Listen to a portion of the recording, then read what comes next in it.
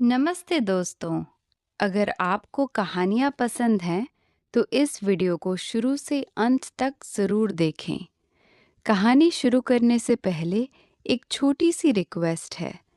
अगर कहानी अच्छी लगे तो वीडियो को लाइक ज़रूर करें और चैनल को सब्सक्राइब कर लें ताकि ऐसी ही नई कहानियाँ आपको मिलती रहें। तो चलिए शुरू करते हैं आज की कहानी।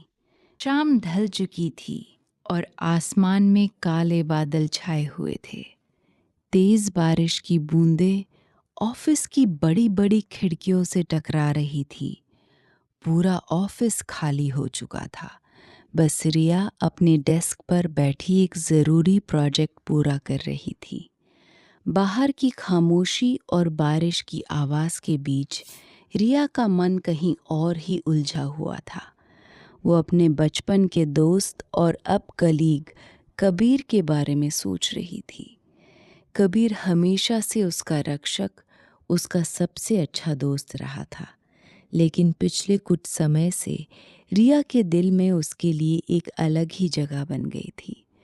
वो कबीर से प्यार करने लगी थी, लेकिन इस डर से कभी कह नहीं पाई कि कहीं उनकी बरसों की दोस्ती न टूट जाए। तभी अचानक ऑफिस की लाइट चली गई। चारों तरफ घुप अंधेरा छा गया। रिया के दिल की धड़कन तेज हो गई।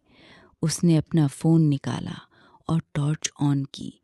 तभी उसे किसी के कदमों की आहट सुनाई दी। कौन है वहाँ? रिया की आवाज में हल्की सी कंपन थी। अंधेरे से एक साया बाहर निकला। वो समीर था, रिया का पुराना बॉस, जिसे रिया की ही एक शिकायत के बाद कंपनी से निकाल दिया गया था। समीर की आंखों में एक अजीब सा पागलपन और गुस्सा था। कैसी हो रिया? समीर की आवाज ठंडी और खौफनाक थी। तुम्हें क्या लगा था तुम मेरी जिंदगी बर्बाद कर दोगी और मैं शांति से बैठ जाऊंगा? रिया डर कर पीछे हटने लगी। समीर, तुम यहाँ क्या कर रहे हो? चले जाओ यहाँ से, वरना मैं सिक्योरिटी को बुला लूंगी। समीर जोर से हंसा। उसकी गूंजती हंसी से रिया के रोंगटे खड़े हो गए। सिक्योरिटी? आज तुम्हें कोई नहीं बचा पाएगा रिया। आज मैं तुमसे अपना हर एक बदला लूंगा। उसने अपनी जैकेट से एक धारदार चाकू निकाला। रिया के हाथ पैर सुन्न पड़ गए, लेकिन उसने अपनी सूझबूझ नहीं खोई।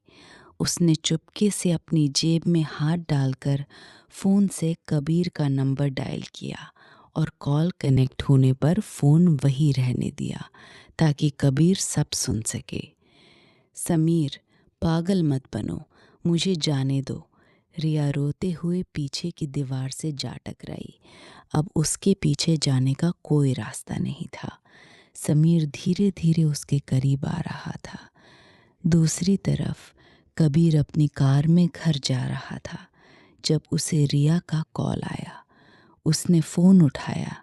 हेलो रिया। लेकिन जवाब में उसे रिया की डरी हुई आवाज़ और समीर की धमकियाँ सुनाई दी। कबीर के पैरों तले ज़मीन खिसक गई। उसने बिना एक पल सोचे कार का यू टर्न लिया और पूरी रफ्तार से ऑफिस की तरफ गाड़ी दौड़ा दी। उसका दिल सीने से बाहर आने को हो रहा था। भगवान, बस मेरी रिया को कुछ न हो, वो मन ही मन प्रार्थना कर रहा था। ऑफिस में समीर ने रिया का हाथ कसकर पकड़ लिया था। रिया मदद के लिए चीख रही थी।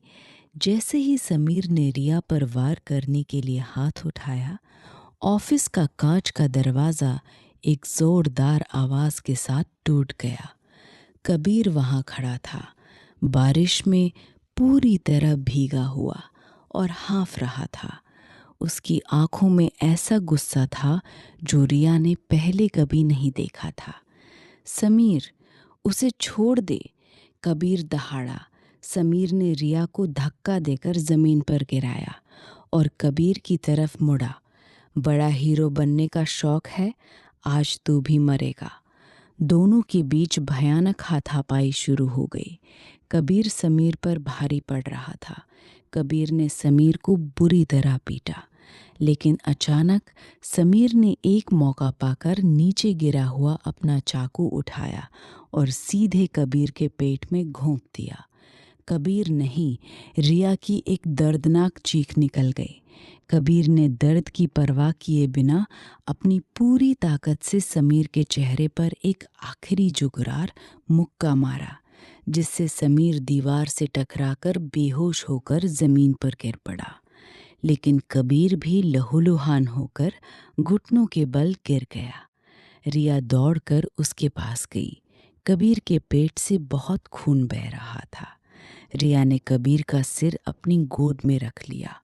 उसके आंसू कबीर के चेहरे पर गिर रहे थे। कबीर, तुमने ऐसा क्यों किया? प्लीज़ आंखें खुली रखो। मैंने पुलिस और एम्बुलेंस बुला ली है। कबीर ने दर्द में भी मुस्कुराने की कोशिश की और अपना कांपता हुआ हाथ रिया के गाल पर रखा। मैं तुम्हें कुछ नहीं होने दे सकता था रिया। इतना कहते ही कबीर का हाथ नीचे गिर गया और उसकी आंखें बंद हो गईं। अस्पताल का माहौल बेहद बोझिल था। रिया ऑपरेशन थिएटर के बाहर फर्श पर बैठी थी। उसके हाथों और कपड़ों पर कबीर का खून लगा था। वो बस सुबक रही थी। उसे लग रहा था जैसे उसकी खुद की जान निकल रही हो। अगर कबीर को कुछ हो गया तो मैं कैसे जीऊंगी? मैं कभी खुद को माफ़ नहीं कर पाऊंगी। 4 घंटे बाद डॉक्टर बाहर आए। उनका चेहरा बेहद गंभीर था। रिया लड़खड़ाते कदमों से उनके पास पहुंची। देखिए, चाकू काफ़ी गहराई तक गया था। खून बहुत ज़्यादा बह चुका है। हमने ऑपरेशन कर दिया है, लेकिन अगले 24 घंटे बहुत क्रिटिकल है। अगर उन्हें सुबह तक होश नहीं आया तो कुछ भी कहना मुश्किल है, डॉक्टर ने अपनी नज़रें झुकाते हुए कहा। ये सुनकर रिया वहीं घुटनों के बल बैठ गई। वो रात उसके लिए ज़िंदगी की सबसे लंबी और डरावनी रात थी। वो कबीर के आईसीयू रूम के शीशे से उसे मशीनों के बीच बेजान पड़ा देखती रही और बस भगवान से उसकी ज़िंदगी की भीख मांगती रही। अगली सुबह सूरज की पहली किरणें कमरे में आईं।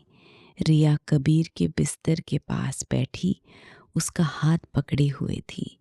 उसकी आंखें रो रो कर सूज चुकी थीं। अचानक रिया ने महसूस किया कि कबीर की उंगलियों में हल्की सी हलचल हुई। उसने तुरंत अपना सिर उठाया और कबीर के चेहरे को देखने लगी। कबीर धीरे धीरे अपनी भारी आंखें खोल रहा था। कबीर, रिया के मुंह से बस एक फुसफुसाहट निकली और उसके आंसू फिर बहने लगे। कबीर ने उसे देखा और ऑक्सीजन मास्क के बावजूद उसकी आंखों में एक चमक आ गई। उसने बहुत धीमी और कमज़ोर आवाज़ में कहा, तुम रोते हुए बिल्कुल अच्छी नहीं लगती। रिया ने उसके हाथों को चूम लिया और अपने माथे से लगा लिया। तुम्हें बहुत बड़े बेवकूफ़ हो। तुम्हें अपनी जान की कोई परवाह नहीं थी। अगर तुम्हें कुछ हो जाता तो मेरा क्या होता? मैं सच में मर जाती कबीर। कबीर ने रिया के आंसू पोंछने के लिए अपना हाथ उठाया। तुम्हारे बिना मेरी जिंदगी का क्या मतलब है रिया? मैं तुम्हें खोने के डर से ही तो आज तक कुछ कह नहीं पाया। रिया हैरान रह गई। क्या मतलब? कबीर की आंखों में आंसू आ गए। मैं तुमसे बहुत प्यार करता हूँ रिया, बहुत पहले से, लेकिन मुझे लगा तुम मुझे सिर्फ अपना एक अच्छा दोस्त मानती हो और मैं वो दोस्त की किसी कीमत पर खोना नहीं चाहता था। रिया के सब्र का बांध पूरी तरह टूट गया। वो कबीर के कंधे पर सिर रखकर रोने लगी। मैं भी तुमसे बहुत प्यार करती हूँ कबीर, बहुत ज़्यादा। मैं तुम्हारे बिना अपनी ज़िंदगी की कल्पना भी नहीं कर सकती। कबीर ने मुस्कुराकर रिया के बालों को सहलाया। इतने सालों की खामोशी, अनकहा डर और दूरियां आज मिट चुकी थीं। मौत को छूकर वापस आए कबीर ने सिर्फ अपनी जिंदगी ही नहीं बचाई थी, बल्कि अपनी जिंदगी का सबसे खूबसूरत तोहफा, रिया का प्यार भी पा लिया था। अस्पताल के उस कमरे में अब कोई डर नहीं था, बस एक नई और खूबसूरत शुरुआत थी। तो दोस्तों, ये थी आज की कहानी। अगर कहानी पसंद आई हो तो वीडियो को लाइक करना न भूलें और चैनल को सब्सक्राइब कर लें। साथ ही घंटी का आइकन भी दबा दें। मिलते हैं अगली कहानी में। तब तक अपना ख्याल रखें। धन्यवाद।